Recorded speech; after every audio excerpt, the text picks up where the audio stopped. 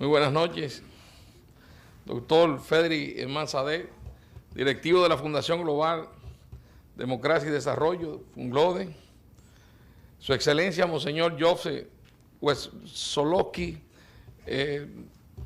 nuncio de su santidad en la República Dominicana, Su Excelencia don Jaime Segura Asocía, embajador de España, doctor Mario Sánchez Barba, nuestro conferencista invitado, Su Excelencia Melanio Pared Pérez, ex ministro de Educación y de Industria y Comercio, licenciado Bernardo Vega, ex gobernador del Banco Central, don Francisco de la Cruz, pasado presidente de la Casa de España, distinguidos invitados y amigos y amigas.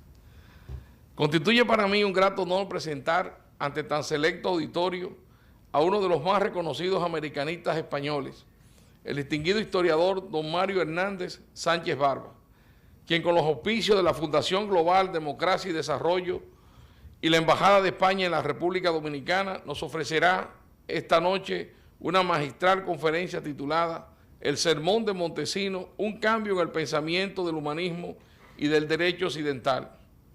El doctor Hernández Sánchez Barba posee un impresionante currículum, tanto en el ámbito académico como por sus aportes de investigador y autor de un caudal de obras y artículos de capital importancia para la comprensión del pasado iberoamericano. Desde su cátedra de la Universidad Complutense de Madrid, como máximo exponente de la historia contemporánea de América, ha formado por espacio de 4 décadas a numerosas promociones de historiadores, entre los que figuran varios dominicanos de renombre, entre ellos el doctor Amadeo Julián, Roberto Marte, nuestro querido amigo y recordado amigo Pedro Santiago Canario, y otros que en ocasiones también agotamos periodos, si no la carrera total de historia, pero sí estuvimos en algunas conferencias y cursos en la Complutense, como el caso del licenciado Checheco, el presidente de la Academia Dominicana de la Historia, y en el mío propio. Don Mario, como afectuosamente le llamamos los que nos consideramos ser sus amigos y discípulos, nació en Santa Cruz de Tenerife el 11 de agosto de 1925. Estudió el bachillerato en el Instituto Nacional de Enseñanza Media Luis Vives de Valencia y en la misma ciudad realizó la carrera de Filosofía y Letras, sesión de Historia simultáneamente con la de profesor mercantil en la Escuela de Altos Estudios Mercantiles, verificando ambas reválidas con la máxima calificación en el año 1948. Los estudios de doctorado los hizo en la Facultad de Filosofía y Letras de la Universidad Central de Madrid, obteniendo la calificación de premio extraordinario por su tesis doctoral Dinámica histórico-política de la provincia de Sonora en la segunda mitad del siglo XVII. Al concluir sus estudios de doctorado, viajó a Barcelona para ampliar su formación y especializarse con el destacado historiador Jaime Vicens Vives. A partir de 1949, desempeñó gran parte de su actividad docente en la Universidad Complutense de Madrid, donde tras agotar una larga y exitosa carrera, fue designado catedrático emérito en esa alta casa de estudio. Además, es catedrático de Historia Contemporánea Universal en el Centro Universitario Francisco de Vitoria y catedrático extraordinario de la Universidad San Pablo y de la Universidad Camilo José Cela. Está casado con doña María del Pilar Ruiz Gómez García, quien es doctora en Historia de América, al igual que lo es su hija Almudena Hernández Ruiz Gómez, autora de varias publicaciones vinculadas con las Antillas, específicamente con Puerto Rico. Hoy uno de sus hijos, quien nos honra con su presencia, es nuestro conocido y querido diplomático e historiador don Manuel Hernández Ruiz Gómez, fue cónsul general de España en Santo Domingo y en la actualidad está destacado como embajador de España en Puerto Príncipe. Así que nos agrada mucho que nos acompañe esta noche, Manuel. Como autor, don Mario posee una extensa lista de publicaciones, en adición a su muy difundida Historia Universal de América, obra de varios volúmenes que se ha convertido en un tratado clásico de consulta obligada. Nos permitimos citar otros títulos como son España, Historia de una Nación, la independencia de la América Española, los mecanismos íntimos de la historia, generaciones y mentalidades, la época dorada de América, historia de los Estados Unidos en América, Castilla y América, así como una historia de Inglaterra y un reciente libro sobre Hernán Cortés y su ansia de inmensidad. Además, ha sido fundador y director de varios proyectos y series editoriales, como fue la revista Quinto Centenario, bien conocida en nuestro medio intelectual, cuando se estaba conmemorando precisamente la efeméride en el año 1992, ¿no? Los 500 años del descubrimiento. Esta revista ocupó un papel importantísimo, siendo uno de los voceros fundamentales sobre el acontecimiento que se estaba verificando. Y hoy en día, como una consecuencia, una renovación del quinto centenario, se edita la versión Mar Oceana. Es una revista de humanismo español e iberoamericano que recientemente dedicó un número monográfico a la historia y a la antropología dominicana, y en la cual han contribuido con sus artículos varios autores nacionales.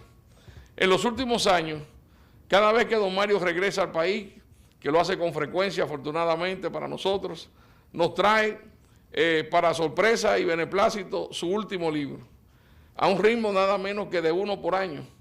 Y entre estas recientes publicaciones está la que lleva por título Simón Bolívar, una pasión política, publicada por la reconocida editorial Ariel, y otro titulado Las Independencias Americanas, 1777-1878, Génesis de la Descolonización, un libro fundamental en estos momentos en que muchos países están celebrando el bicentenario de su independencia en América, sobre todo en América hispánica. Al igual que un enjundioso ensayo sobre Francisco de Victoria y la Escuela de Salamanca, tema que precisamente tiene al Sermón de Montesinos como su punto de partida, del cual nos hablará seguida nuestro conferencista. El último libro de don Mario, que recién acaba de salir de la imprenta, es una monumental historia real del Valle de Mena, terruño muy vinculado a su familia, siendo don Mario el cronista oficial de este memorable histórico lugar que se considera como la médula del condado de Castilla. Por sus méritos como catedrático, investigador y prolífero escritor, ha sido galardonado con varios premios académicos y ha recibido merecidos honores y condecoraciones en España y en varios países hispanoamericanos, siendo miembro de las academias de Historia de Argentina, Venezuela y Costa Rica, así como de la Academia de la Lengua de Nicaragua. En reconocimiento a sus aportes historiográficos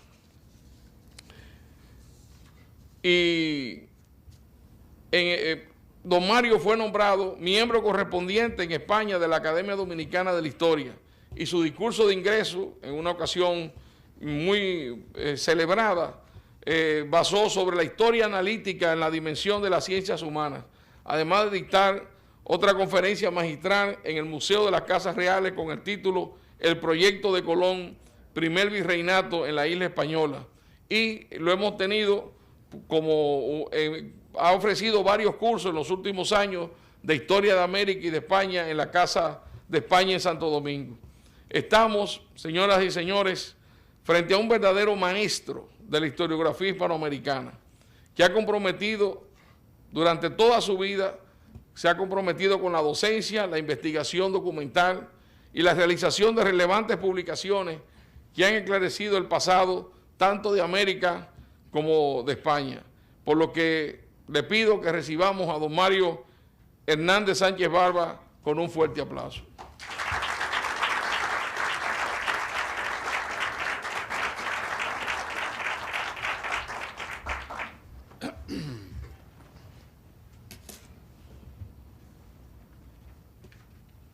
El agua es mi salvación. Se lo tenemos cerca aquí. Excelentísimo y reverentísimo señor Nuncio de su Santidad, señores embajadores de España en la isla española, en República Dominicana, y el doctor recién llegado a los anales del doctorado de la Universidad Complutense, el embajador de España en la República de Haití. Señor director, mi querido ministro, don Manuel, porque yo no lo llamo don Manolito, esto de don Manolito me parece Don Manuel es un hombre grande por muchos motivos y por muchas cosas.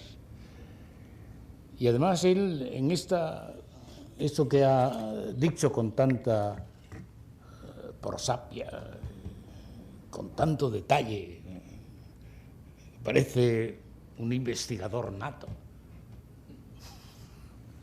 Se ha olvidado decir una cosa importante, que es el codirector por la República Dominicana, con otros 3 eminentes doctores y otros próximos doctores en la revista Mar Oceana, de la que soy director, y de la que está centrada fundamentalmente la idea del humanismo español, que en estos momentos, después de haber sido una llama encendida, está languideciendo desafortunadamente por los contactos con otras naciones y otras filosofías que no se corresponden de ninguna manera con el fundamento esencial de la idea profunda y radicalmente humana que España ha llevado a lo largo de toda su historia. Y señor embajador Vega, ilustre, por tantos motivos, que es para mí un honor que usted haya venido a oír mis pobres palabras. Pero ha dicho, don Manuel, algo importante, y es que en ese discurso de ingreso con la que me honró la Academia de la Historia Dominicana como socio correspondiente en España,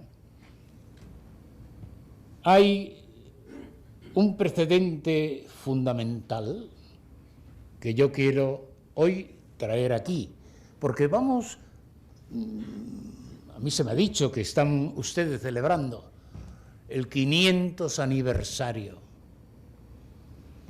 del sermón de Montesinos, y no Montesino, sino Montesinos, con ese, cuando pues toda la hispanidad acaba de celebrar el 5º centenario del descubrimiento de América, lo que quiere decir que del descubrimiento al grito de Montesinos pues hay muy pocos años, y en esos pocos años se está planteando nada menos que la primera exclamación potente y fuerte de los derechos humanos. Antes de la ONU, antes que los definiera por primera vez Francisco de Vitoria, que definió 15 derechos humanos en su Relectio de Indis del 29, y uno de los derechos humanos que señaló todavía no ha sido alcanzado. Todos los derechos que él eliminó, pero hay uno que no se ha alcanzado en ninguna de las declaraciones de derechos humanos, y es el derecho a la inteligencia de los retrasados mentales. Esto es algo emocionante, señores, y está creando una cadena en la cual, desde el cumplimiento de un sermón admonitorio de un dominico, que conocemos fundamentalmente solo a través de lo que dice el padre Las Casas, en ese sermón admonitorio se está poniendo la primera piedra de lo que Lewis Hanke no supo nunca contestar, que es la lucha por la justicia. Y no es la lucha por la justicia, es la vida de la justicia como manifestación específica del humanismo español. Yo con mucho gusto me honro, señor director, en ocupar hoy esta ilustre tribuna, de esta fundación internacionalmente famosa, y famosa precisamente por su seriedad, que es una de las cosas que menos abunda hoy en día.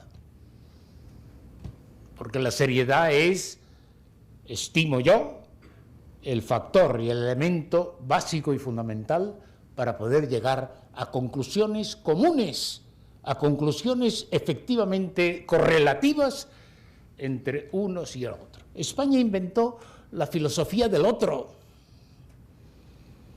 Y hay una respuesta fundamental en ese otro que está más que en el supuesto de los derechos humanos, en el supuesto básico y fundamental de la justicia, sin la cual, ha dicho su Santidad Benedicto XVI hace muy poco tiempo, que sin justicia no hay libertad. De manera, pues, que si somos la expresión de la libertad y la búsqueda de los derechos, primero tenemos que ser la expresión básica y fundamental de la justicia, porque sin justicia no hay libertad.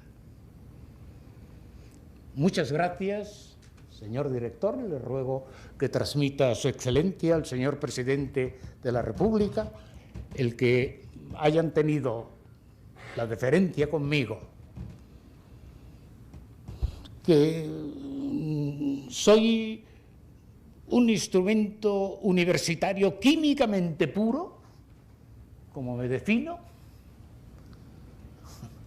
y esa química pura que está constituyendo la esencia de mi formación está exclusivamente puesta en la línea no de la búsqueda de la verdad, que es inherente a todo historiador, sino a la búsqueda y el encuentro de la realidad.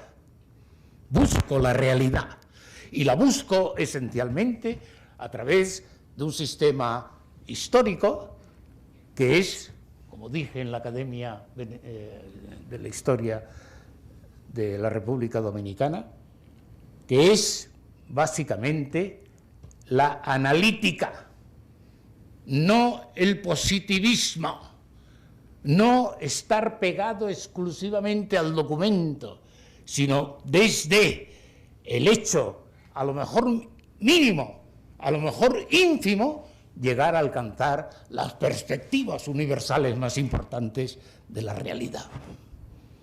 Y esto es justamente lo que ha movido mi ánimo para, después de haber ofrecido en la Casa de España este curso sobre la primera parte de la historia de América, centrada fundamentalmente en lo que ninguno de los grandes libros de historia viene a decir, que hay una primera parte ineludible en la historia de América, que es la historia de la América española y la creación, desde 1526, de la audiencia, que durante 50 años va a ser el eje fundamental de todo el área de acción y expansión española en el Nuevo Mundo. De manera, pues, señor director, que le ruego que transmita a su excelencia el presidente de la República mi agradecimiento por esta invitación que ha aceptado con mucho gusto para participar en estos procesos tan importantes en el mundo y tan conocidos en el mundo, por la altura, por la certeza, por el realismo, por el humanismo, por la realización definitiva de un acuerdo básico y esencial entre todos los componentes del mundo hispánico, de los que hablan español y de aquellos que dijo Nebrija en su momento, que no es un afán de imperio, sino que es fundamentalmente un sentido de unidad, unidad que lo da básicamente la lengua. Señoras y señores, yo les saludo a ustedes con mucho afecto a todos, con entrañable afecto. Siento profundamente en mi ser la historia, pero la historia no simplemente como una reproducción, sino lo que yo entiendo por la historia. ¿Qué es? La historia es comprender la realidad, comprender fundamentalmente al otro. Y yo creo sinceramente que a pesar de las diversidades con que se ve esta cuestión, el fundamento esencial de la obra de España y América está concretamente ahí, y es lo que defiendo, siento y llevo en mis entrañas y lo llevaré hasta el final de mi vida.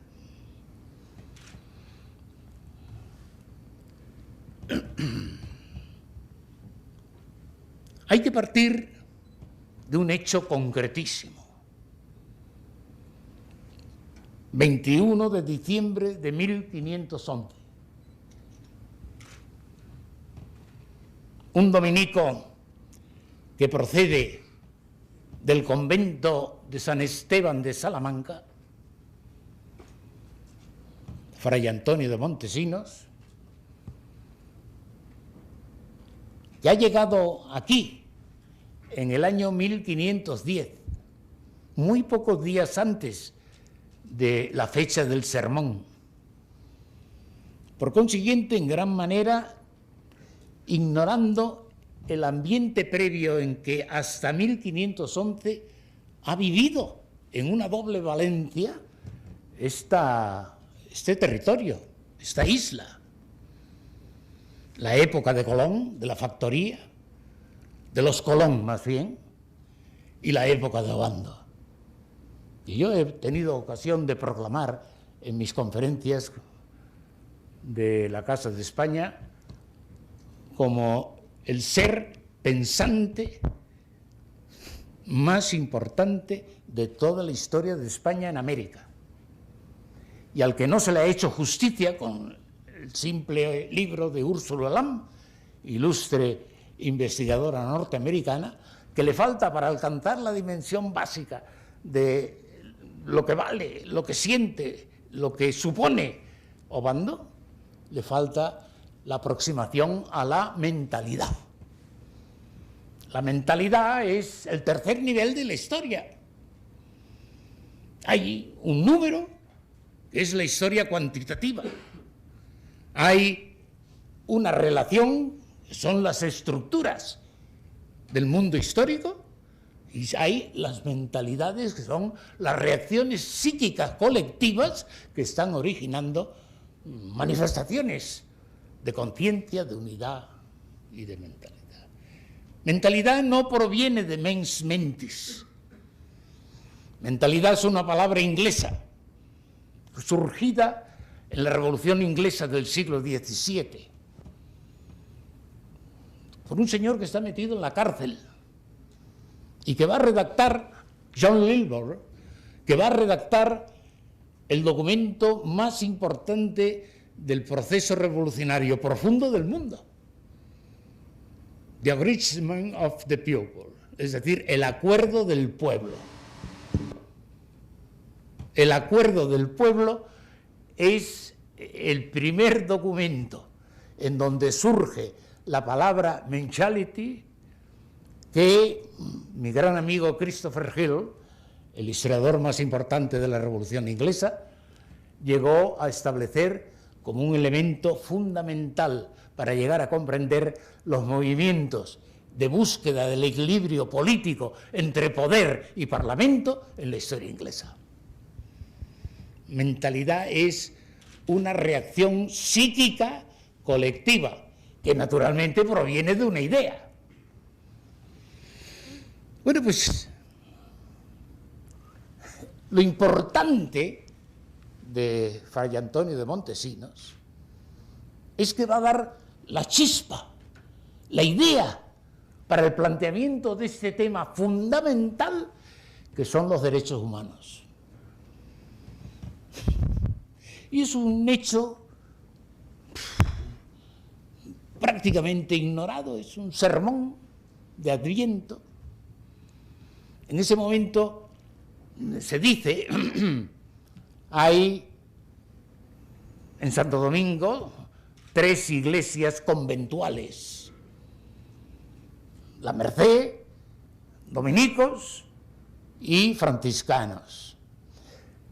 Hay una nota curiosa porque un arquitecto muy próximo al origen del Valle de Castilla, en el Valle de Mena, llamado Rodrigo Gil de Liendo, natural de un pueblo que se llama Liendo, en la costa santanderina, es el arquitecto de las tres. Y todavía no son realmente iglesias. Todavía están haciéndose, ¿no? Pero las tres tienen exactamente la misma forma. Una nave abovedada, un ábside ochavado, un coro alto y capillas entre contrafuertes.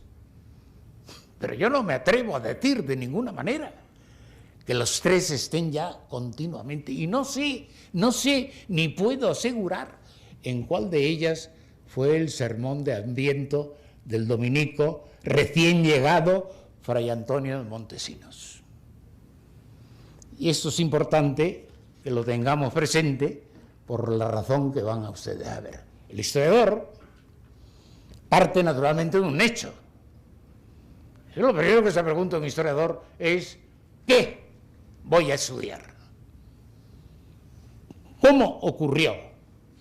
¿Cuándo? Y la pregunta definitiva y fundamental, ¿por qué? Bueno, ¿por qué? Por una obligación de un sacerdote que ve lo que está ocurriendo en esta sociedad y naturalmente, como lo que limita al poder es la moral, mientras no se demuestre lo contrario, si se tiene moral, claro, pues se lanza a decir, oye, lo que estáis haciendo no está bien. Ahora, les cito a ustedes un trabajo impresionante de un catedrático, es franciscano, y no porque sea franciscano vamos a eliminarlo, porque se meta con los dominicos. Antonio García y García, catedrático de la Universidad Pontificia de Salamanca. Tiene un trabajo que yo les recomiendo a ustedes, está formando parte de las actas del Congreso sobre la ética de la conquista en el pensamiento español anterior a 1534, que fue patrocinado por Su Majestad el rey don Juan Carlos I, cuando la Junta organizadora de este Congreso me pidió que se lo presentara el proyecto al rey por ver si Su Majestad honraba al Congreso patrocinándolo. Y inmediatamente dijo que sí. Inmediatamente dijo que sí. Pero ya cuando nos marchábamos del Palacio Real, del despachito en donde nos recibió como muestra de afecto, en el pequeño despachito donde despachaba Su Majestad Alfonso XIII, me llamó y me dijo, Mario, no hagáis ninguna chorrada. Ya saben ustedes que el rey habla muy planamente, muy llanamente. Hacer una cosa importante, porque este tema es de una enorme importancia. Y porque dice, antes de 1534, ¿qué pasa en 1534? Pues se está planteando en España lo que se llama la duda indiana. La llegada del tesoro peruana ha creado una conmoción moral impresionante en España. ¿Y esto qué es? Y el rey, Carlos I, en un momento que se distrae de Europa, se acerca y dice, yo estoy dispuesto a renunciar a América, lo cual hubiera sido un disparate verdaderamente morrocotudo. Pero esto va a originar un momento verdaderamente grave e inquietante en la España de 1534 por la duda, se llama así, la duda indiana. ¿Qué hago? Pues Antonio García García hace un estudio impresionante. Es catedrático franciscano de la Universidad Pontificia de Salamanca sobre la ética de la conquista. Es ese reducto fundamental que en torno a 1534 señala un antes y un después. Eso se ha publicado, el primer simposio de ética de la conquista, de 1492 a 1573, estudiando el pensamiento español. Es decir, ya no es el hecho de un sermón del padre Montesinos, es todo un pensamiento filosófico y ético en el cual se está planteando nada menos que la duda de abandonar o no a América. Impresionante, esto es, con razón, Su Majestad nos advirtió: no hagáis una chorrada porque esto es muy importante. Está publicado en Salamanca en 1984. Si ustedes no encuentran esto, yo tengo un ejemplar que con mucho gusto se lo presto, pero bajo garantía total de honor, para que ustedes lo fotocopien. Hay otras, en esas actas hay otras cosas importantes y muy definitivas, ¿no? Pues bien, Antonio García y García hace una crítica que yo quiero transmitir a ustedes acerca de este texto que no tenemos nada más que a través del Padre de las Casas, en donde él centra en dos frases, y en la organización de las frases, la crítica de esta frase. Él dice que lo que está planteando Montesinos es el problema de la licitud de la guerra de conquista. Porque dice, ¿con qué autoridad? Esto dice que es la clave de la frase larga que nos expone. ¿Con qué autoridad habéis hecho tan detestables guerras a estas gentes que estaban en sus tierras mansas y pacíficas? Pero dice, y a esta frase le antecede dos palabras que cambian totalmente el sentido: execrables crueldades.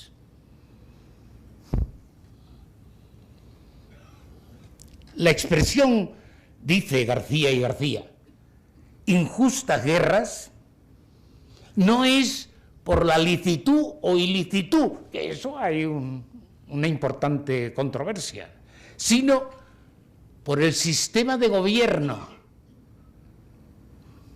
el trato dado a los indios, no por las leyes, no por los principios que emanan de la corona,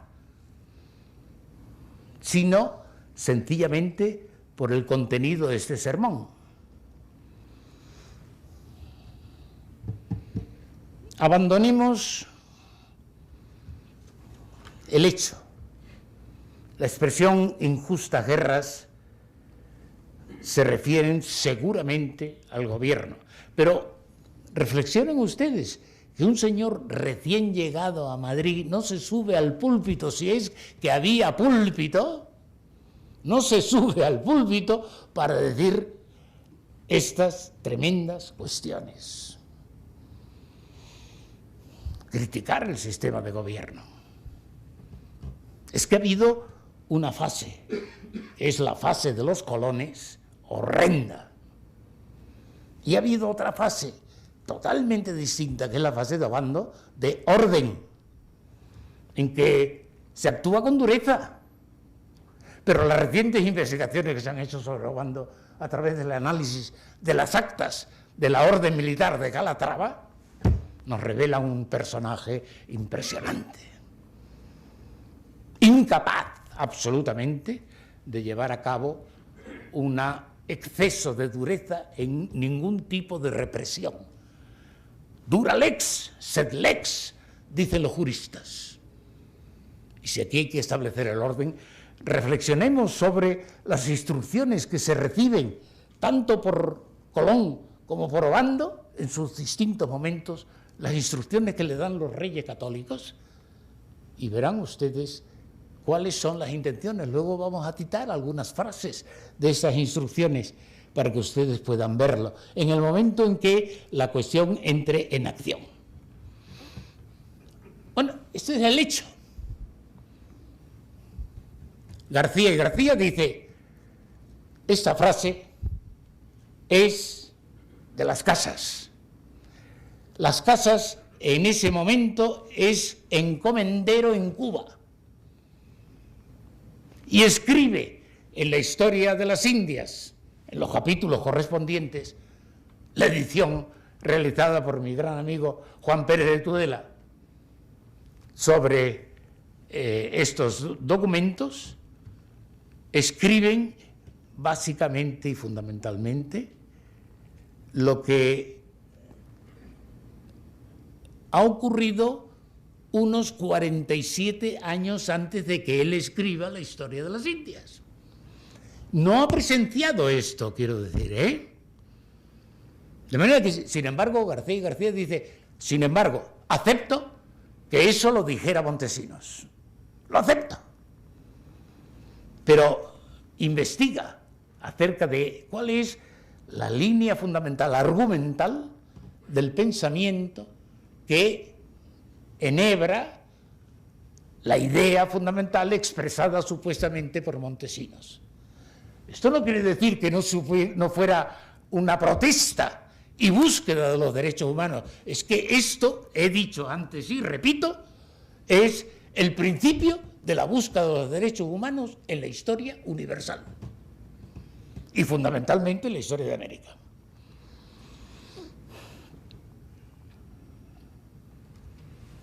Tenemos que estudiar, para que vean ustedes, la historia de las ideas de esta época en la historia de España.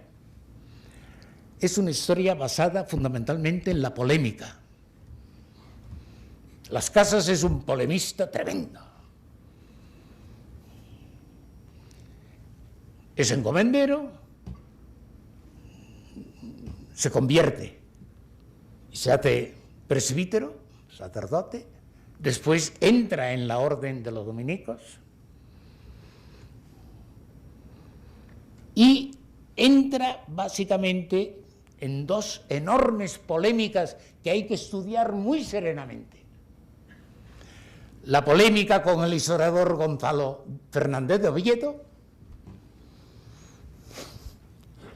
que está centrado básicamente y fundamentalmente en un año concreto que después veremos, y en el año 1550 la polémica con Juan Ginés de Sepúlveda, que habría que seguir el ejemplo del ayuntamiento del pueblo de Sepúlveda, que ha publicado las obras completas de Sepúlveda, que son un montón de tomos impresionantes que hay que estudiar a fondo, porque Sepúlveda es uno de los cerebros más importantes, es secretario del rey Carlos V, y así como Carlos V se enfrentó abiertamente con Vitoria, sin embargo va a tener una gran amistad con Juan Ginés de Sepúlveda, y es el que dice que se enfrente en una polémica pública con las Casas para ver si se van a enfrentar un humanista, historiador fundamental y gran escritor, con un hombre que, en fin, es extremadamente violento,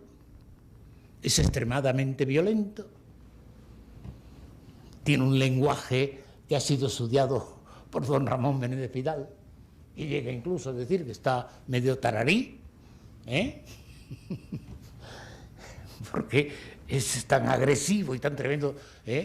Don Ramón Menéndez Pidal, admirable, anciano, majestático en la historia. Vamos, yo siempre cuento la anécdota que contó Julián Marías, de cuando fue a visitarle un día de Navidad, muy próximo ya a la muerte, Ya saben ustedes que don Ramón se pasó toda la vida estudiando al Cid campeador, ¿no? Vivía por el Cid, ¿no? Soñaba con el Cid. El Cid era para él el sumum de la perfección y al mismo tiempo el sumum del sentido cristiano, ¿no? Se acerca Julián. Don Ramón estaba medio, con los ojos medio cerrados. Hola, Julián, hola. Y le suelta. Julián, ¿usted cree que el Cid estará en el cielo? Su obsesión, ¿no? El Cid hay que salvarlo, ¿no? Bueno, vamos a ver, porque yo les he dicho a ustedes que solamente tenemos... Bueno, pues ahora les voy a decir una cosa que no sé si ustedes saben. Hay una obra de José Cuervo que se titula Historiadores del convento de San Esteban de Salamanca, publicado en Salamanca en 1915, en la cual habla de otra fuente desconocida, además de las casas. ¿Y esta fuente desconocida qué es? Pues que al llegar Montesinos a España, llamado por el rey don Fernando, por eso esa nota que usted me dio, ahora la voy a decir tal como es exactamente, redactó un informe en derecho, dice, como testigo de vista, que se lo pidió el rey don Fernando. Sacó, dice Cuervo, este historiador del convento de Salamanca, como testigo de vista sacó para este fin un tratado en forma de información en derecho. Es decir, que el rey le dijo, deme usted, bajo palabra de honor, lo que ocurrió realmente ahí. Este informe se ha perdido y no se ha encontrado. De manera, pues, que solamente disponemos para eso de lo que... Pero dice García, que es el crítico, dice, no, lo acepto, que fue así. Bueno, pues yo lo acepto también, naturalmente, porque este es el que ha llevado a cabo esta cuestión. De manera que, con respecto al hecho, que es el origen de todo lo que estamos estudiando, un hecho, di facto, como dicen los italianos. Solamente conocemos lo que escribe Las Casas como realidad y que lo escribe sin estar presente y unos 40 años después de lo que ha ocurrido.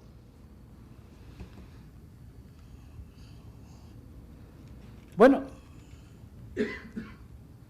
¿vio Las Casas la información en derecho de Montesinos? Porque eso es una declaración jurada, la información en derecho, que le pide el monarca. Señoras y señores, un hecho, por importante que sea, no explica nada, no nos lleva a comprender nada de la historia. ¿En dónde hay que situarlo? En la razón histórica. En la razón histórica. La historia hay un libro magnífico de Charles Maurras, La logique de l'histoire. La historia tiene su lógica. Es decir, lo que hacen la historia no eran imbéciles, ni retrasados mentales. Eran gente inteligente y además en una época de extraordinaria dureza. Y hay que ponerlo, pues, el hecho en la situación histórica. De lo que dice Javier Zubiri, el modo como el hombre está instalado en el tiempo en relación con su experiencia. Y Zubiri, después, más adelante, va a decir, sí, que la historia es el hombre, es el actor de la historia, y el sujeto de la historia es un ser que acontece. Y a este acontecer le llamamos historia, pero tiene que acontecer. No se puede quedar en un hecho. Un hecho no explica nada, ¿eh? Hay que distinguir, además, el tiempo cronológico o matemático que nos sirve exclusivamente para medir del tiempo histórico, que es el tiempo trascendido por la posibilidad. A mayor experiencia, mayor posibilidad. Y eso es lo que algunos llaman progreso. Bueno, pues yo me gusta mucho la historia generacional, pero no el análisis de la generación biológica, sino el análisis de la generación histórica. Rechazo totalmente los 15 años generacionales que da Ortega y toda su escuela para una generación histórica. Y digo que el mínimo de temporalidad de una generación son 25 años. Y cada siglo tiene por consiguiente 4 generaciones, en lo que arbitrariamente, como todas las divisiones que se hacen en la historia, son arbitrarias, son el año 5, el año 30, el año 55 y el año 80. Generación primigeria, generación finisecular, y en medio las 2 generaciones intermedias, la 1 y la 2. Bueno, señoras y señores, entre 1505 y 1530 está el año 1511 en que se produce el hecho, que es el Sermón de Montesinos. Que lo hemos aceptado tal como nos lo cuentan las casas. Pero no voy a ser yo más papista que García y García. Y yo sigo la argumentación absoluta que hace García y García. Pregunta: ¿cuál es el problema que entre 1505 y 1530, generación primigeria del siglo XVI, cuál es el problema que atrae el interés de toda la sociedad occidental? Eclesiológicamente, eminentísima señor Nuncio, la actitud del hombre respecto a la salvación. En 1517, cuando clava Lutero las 95 tesis en la puerta de Wittenberg, está atravesando con ese puñal la conciencia de los cristianos. Menudo problema. La Iglesia viene ofreciendo un camino de salvación y este señor ofrece otro. Basta con la fe en los méritos de Cristo y no en las obras. Menudo problema. Y este es el gran problema que en este momento, porque claro, clavar el puñal en Wittenberg no quiere decir que surja ahí todo el proceso, viene de anterior posición. Ahora, fíjense ustedes bien, en paralelo con este problemón de la salvación, ¿y cuál es el verdadero camino de la salvación?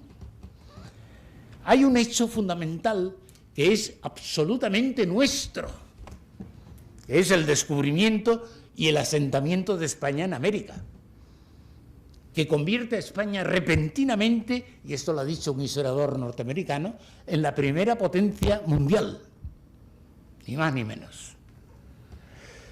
Entonces van a surgir inmediatamente 3 cosas.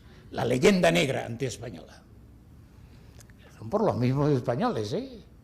Hay otros, pero hay españoles. En segundo lugar, se discuten los derechos de España a la soberanía del Nuevo Mundo. Y comienzan los piratas a actuar. En tercer lugar, ¿qué tratamiento hay que dar a los pobladores de América? Estos son 3 problemas de mucho fuste y de mucha importancia. Tercera línea paralela. Ya no se acaba aquí la enorme complicación de esta época, de 1505 al 30. La desbordante acción expansiva española. Primero, desde la gobernación de la Española a las Antillas. Después, la inversión del paralelo al meridiano. La navegación española era en paralelo, pero Desde la Española, la cruz señala el meridiano, va a ser ahora de norte a sur, con el inmenso continente suramericano. Y no se cierra la línea del paralelo. Florida es investigada por Ponce de León. El Mar del Sur, descubierto por Vasco Núñez de Balboa en 1513. Ustedes todo este complejo. Pedra Díaz Dávila funda Panamá y con ello el Castilla del Oro. Juan Díaz de Solís investiga el Río de la Plata y demuestra que este Río de la Plata no es el Paso, sino que es un río gigantesco, ¿verdad? En 1516 muere Fernando el Católico, nos viene el Borgoña, hermoso, que afortunadamente se muere muy pronto, se da la primera vuelta al mundo, Carlos V entra en el imperio, las comunidades de Castilla se sublevan, porque no les gusta el imperio, fundamentalmente, y un metilense ilustre va a iniciar la primera conquista de Estado, refrendada por ese monumento que son las cartas de relación, que es la conquista de México, a la que puso como nombre Nueva España Hernán Cortés. Oiga, es una época dura esta, ¿no? Es una época importante. 3 líneas fundamentales que están entrecruzadas entre sí de un modo constante. Todos estos hechos sucedidos en el tiempo forman parte de un discurso histórico. Y este discurso histórico tiene sus momentos presentes, hecho el discurso de Montesinos, ya no lo voy a llamar sermón, sino discurso, la persistencia del pasado, la tremenda división política entre partidarios del rey y partidarios de Colón, que se reproduce con Diego Colón,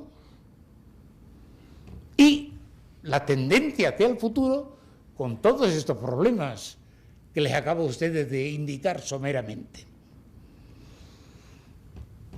Resultado: el sermón, sin duda de ningún género, es una petición de derechos.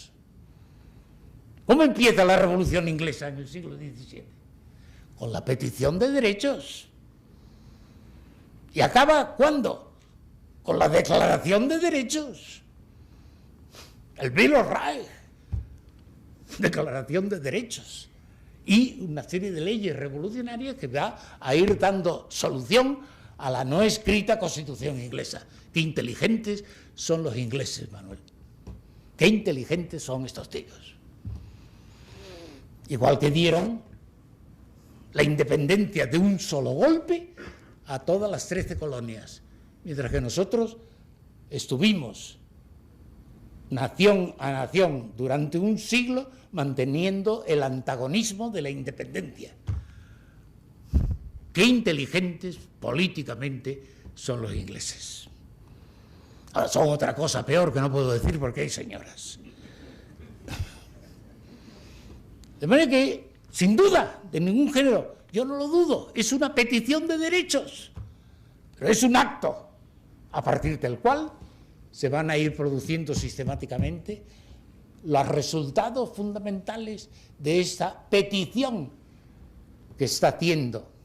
Por eso va a hacer, a instancia del rey, una información en derecho, es decir, una información jurada de lo que ha dicho.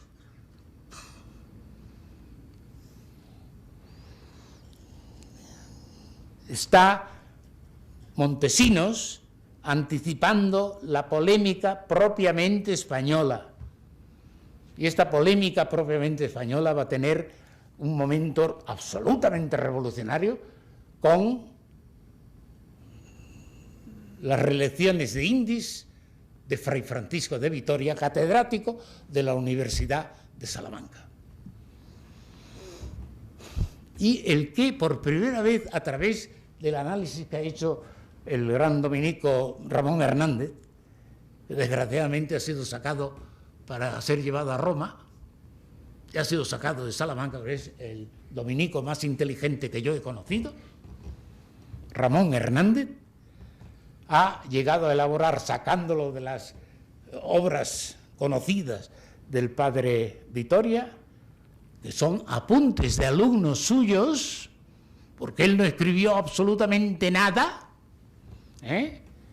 se está originando básicamente toda la cuestión del nomos, es decir, de la tierra, y la idea de Platón del derecho a no ser repartido por nadie, porque son los propietarios y los soberanos de la tierra, a los pobladores de esta tierra. Por eso Vitoria va a hacer los justos títulos, que no son los títulos anteriores, sino fundamentalmente la gran creación jurídica de Vitoria, que es el derecho de paso, siempre y cuando se cumplan dos obligaciones fundamentales: la evangelización y el comercio. Esto es la modernidad más extraordinaria del pensamiento en ese momento. Bueno, las casas no están de acuerdo con Vitoria, ni Vitoria con las casas.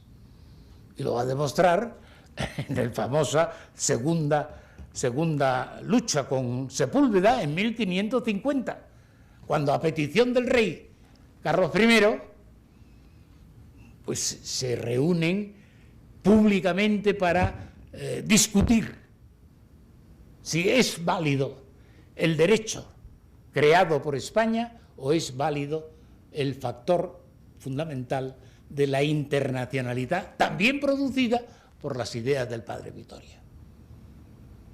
Es decir, que a través de las ideas España y el mundo hispánico, es decir, América, están entrando en la política internacional.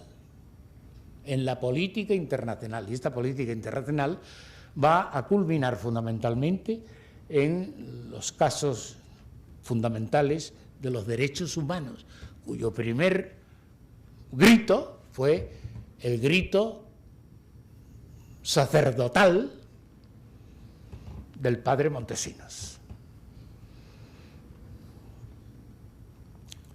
Entonces yo les voy a decir a ustedes una cosa que es, creo yo, en estos momentos más importante y que valoriza mucho más el grito de Montesinos, porque creo que este grito de Montesinos, y no voy a poder explicarlo todo porque no quiero cansarles a ustedes, porque ya,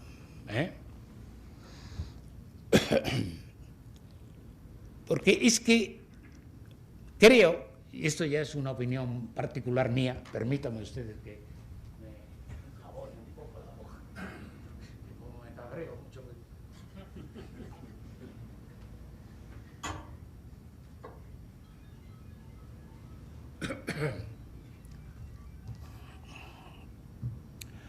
Lo que supone el sermón de Montesinos es un cambio radical en la doctrina imperante en todo el mundo occidental en estos momentos, que es la doctrina filosófica de Aristóteles, aunque está depurada por Santo Tomás de Aquino en la Suma Teológica, pero todavía Aristóteles, el griego, dice, tiene derecho a mandar sobre el bárbaro. Está pensando naturalmente en la guerra de los griegos contra los persas. Los persas son los bárbaros. Tienen derecho a la esclavitud. Y esto está mandado, es la esclavitud. Y los bárbaros tienen obligación de obedecer como esclavos. Porque el bárbaro, dice Aristóteles, es por naturaleza esclavo. A esto se opone Montesinos. Y toda la línea de lucha que va a culminar durante todo el siglo XVI en lo que llamó Lewis Hanke la lucha por la justicia en la conquista de América. No es la lucha por la justicia, es la imposición de la justicia en la conquista de América, que es otra cosa distinta. La mentalidad esclavista de la época pervive hasta muy entrado el siglo XVI, hasta muy entrado el siglo XVI. Pero esto no es el caso del Estado moderno. Hay un Estado moderno de los Reyes Católicos que se manifiesta fundamentalmente en el Sermón de Montesinos con la reacción inmediata del Estado de los Reyes Católicos. Adviento de 1511, con las dificultades de comunicación. ¿Qué es lo que hace? Pues el rey don Fernando le dice a Diego Colón: la protesta de ese fraile que me decís, esto que me ha dicho usted, quiero que sea contrastada con el prior o general de la Orden de los Dominicos en España, que es Loaysa, un personaje de una importancia colosal. Es porque con la dificultad de comunicación, con la distancia enorme de los barcos que van por vela, por navegación de vela, dice Pierre Rosony, hay que pensar siempre que la navegación a vela no es la navegación en avión. Hay que ponerse en el tiempo, porque el mayor pecado del historiador es el anacronismo. Y hay que ponerse en el tiempo. La historia hay que situarla siempre en el tiempo que se produce. Desde el mismo descubrimiento, cuando Colón hizo esclavos, al ver que no podía conseguir oro, y mandó a España esclavos, la reina Isabel I, contraviniendo a Aristóteles, les digo a ustedes que la biblioteca de la reina Isabel I de Castilla es la biblioteca más importante de Europa en su tiempo, para que empiece. Cuando Colón hizo, ahora se han encontrado los libros del limosnero de la reina, y bueno, vaya mujer, ¿no? Vaya mujer. ¿Qué notas hay puestas por el limosnero de las ayudas que da la reina? No solamente en dinero, que no era tampoco excesivo, sino fundamentalmente en ayudas de consejo. Tienes que hacer esto y tienes que trabajar de esta manera y tienes que ir a tal ayuntamiento para en ese ayuntamiento preguntar por tal. ¡Qué mujer más impresionante!, ¿no? Y es cuando dice: ¿quién es el almirante para esclavizar a mis vasallos? 1493.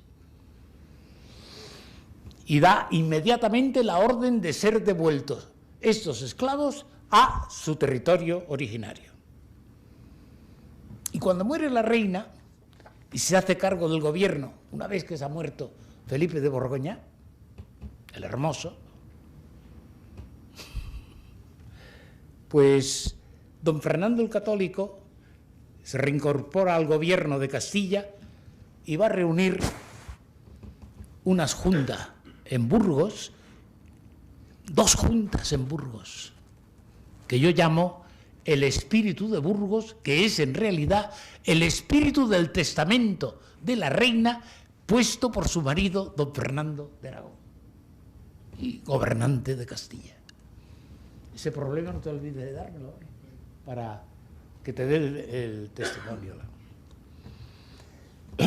El gran tratadista de teoría política Carl Schmitt tiene 2 libros fundamentales: El Nomos de la Tierra, que es la explicación teórica política de la configuración en América de la soberanía de los primeros pobladores de la tierra, que es lo que dice el padre Vitoria.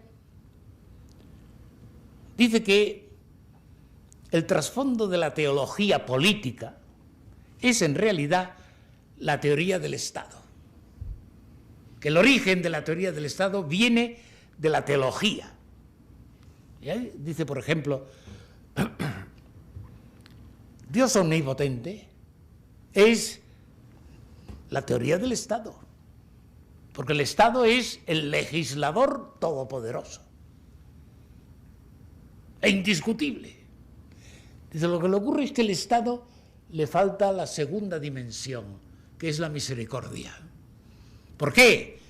Pues porque después de la República vienen las leyes, dijo Platón, que está insistiendo fundamentalmente en esta teoría del Estado. Y llega a decir Carl Schmitt que el estado de excepción que ponen los estados contemporáneos con mucha frecuencia tiene en la jurisprudencia el mismo significado que el milagro. Claro, esto es un disparate, ¿verdad? Pero es una comparación muy eficaz, ¿no? Hasta alcanzar. ¿Qué es la soberanía? Y la soberanía es la aplicación de la razón de Estado a la teocracia pontifical de la época medieval, que está rechazada fundamentalmente por el padre Vittoria. Bueno, pues, ¿qué reúne don Fernando para configurar lo que yo llamo en mi libro La corona y el descubrimiento de América? Pues se reúne en el espíritu de Burgos dos grandes reuniones, una de navegantes, los 4 navegantes más importantes, en donde se va a reconstruir totalmente la idea del descubrimiento. Juan de la Cosa, Américo Vespuccio, que ha sido nacionalizado castellano, Juan Díaz de Solís y el gran navegante español, Vicente Ñáñez Pinzón, al cual la corona va a hacer caballero por un informe dado cuando hace su viaje en el que descubre Brasil, que esto no ha sido reconocido por los portugueses de ninguna manera, pero sí es efectivo, porque recorre la costa, 600 kilómetros de la costa del Brasil, y manda un informe a los reyes diciéndolo, esto no pertenece a España, sino a Portugal. Y los reyes católicos, el rey católico le premia con el título de caballero. Lo hace noble, porque no hay quien dé un informe tan noble, tan exacto y tan fidedigno como este que da él, basado esencialmente en la medida de las alturas y de los elementos matemáticos. Vicente Ñáñez Pinzón, Juan de la Cosa, Américo Vespuccio, ya es después de Américo Vespuccio, el primer fichaje importante que hace el Real Madrid fue Di Stéfano. Y Vespuccio está marcando pues, una posición semejante a la de Di Stéfano como gran navegante. Se le llama el descubridor intelectual de América, que lleva su nombre, por una razón que no les voy a decir a ustedes porque no les quiero entretener. Y la segunda cosa que hace don Fernando es reunir en Burgos. ¿Por qué en Burgos? Porque Burgos es la cabeza de Castilla, Caput Castella. ¿Y quién era la reina de Castilla? Doña Isabel, su esposa queridísima. Se dice por un cronista de la corte que cuando estaba muriendo Isabel la Católica y acordándose de los indios de América en el codicilo maravilloso escrito y dictado por ella, don Fernando estaba a su lado desconsoladamente llorando. Y la reina, moribunda, le coge la mano y le dice, no llores, Fernando, porque eres el mejor rey de España. Para llorar, vamos, esto. Claro que no estaban los jesuitas allí, pero debían haber estado. ¿Saben ustedes? Reúne don Fernando una junta de teólogos, letrados, catedráticos y juristas en número de 20. Y les tengo aquí la lista entera. Encabezado fundamentalmente por un teólogo, Matías de Paz, catedrático de teología de la Universidad de Salamanca. que escribió en Valladolid en el verano de 1512, unos meses después del grito del padre dominico, de Dominis Regum Hispania superindos. Y en este libro Matías de Paz afirma que los indios no son esclavos en el sentido empleado por Aristóteles en su política, ni son infieles como los judíos, los sarracenos y los turcos, porque han sabido de Dios y lo han rechazado. Pero a los indios hay que darles a conocer a Dios para que se conviertan al cristianismo. La Junta va a estudiar la renovación de las ideas estoico-cristianas del derecho natural. Va a poner la primera piedra para la creación del derecho internacional y son el preludio de las tres figuras fundamentales del derecho internacional, que son Vitoria, que es Hugo Grocio, y el alemán Pufendorf. Estos son los tres pilares fundamentales de la política internacional a partir de ese momento. Es decir, que tiene importancia y se declara la lucha contra Aristóteles y no se acepta la denominación de la esclavitud por Aristóteles. Esta alta definición intelectual y teológica de estas cuestiones tienen un hecho del que proceden, pero que ahora se enriquecen, se desarrollan y alcanzan el máximo, que es el Sermón de Montesinos. Pero de un hecho tenemos que ir a la situación histórica para configurar el proceso intelectual, filosófico, identidad profunda y radical que va a perdurar al menos hasta el final del reinado de Carlos I de España y V de Alemania. Del hecho a la situación y de la situación al conjunto fundamental de rechazar el proceso vigente en todo Occidente hasta este momento de que los bárbaros deben ser y pueden ser esclavizados. Y este españolito, sea dominico o sea lo que sea, que no importa, es un sacerdote que ejerce el ministerio divino, proclama que los indios no deben ser maltratados porque no pueden ser objetualmente convertidos en esclavos.